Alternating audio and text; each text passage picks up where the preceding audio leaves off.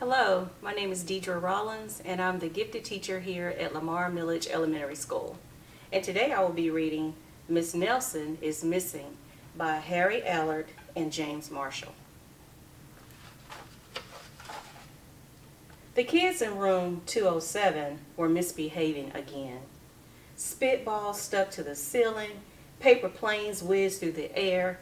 They were the worst behaved class in the whole school. "Now settle down," said Miss Nelson in a sweet voice, but the class would not settle down. They whispered and giggled. They squirmed and made faces. They were even rude during story hour, and they always refused to do their lessons.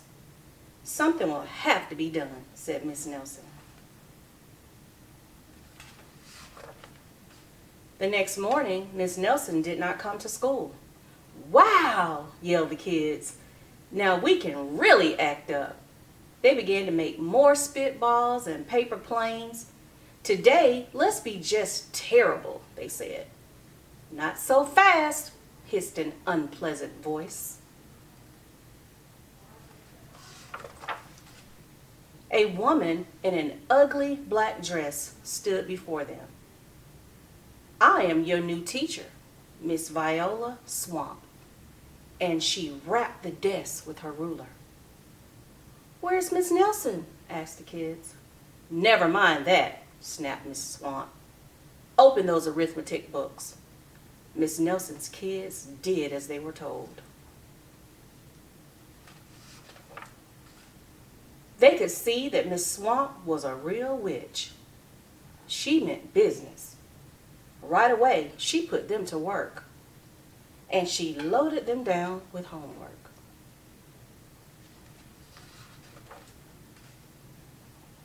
"We'll have no story hour today," said Miss Swamp. "Keep your mouth shut," said Miss Swamp.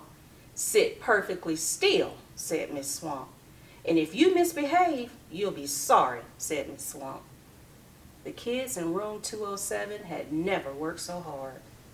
Days went by, and there was no sign of Miss Nelson. The kids missed Miss Nelson. "Maybe we should try to find her," they said. Some of them went to the police. Detective Max Mogg was assigned to the case. He listened to their story. He scratched his chin. He said. I think Miss Nelson is missing." Detective Max Mogg was not much help. Other kids went to Miss Nelson's house. The shades were tightly drawn, and no one answered the door.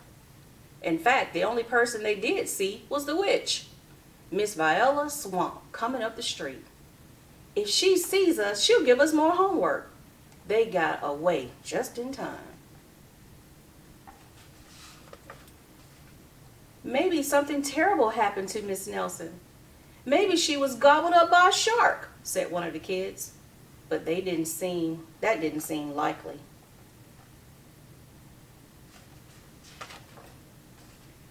"Maybe Miss Nelson went to Mars," said another kid. But that didn't seem likely either.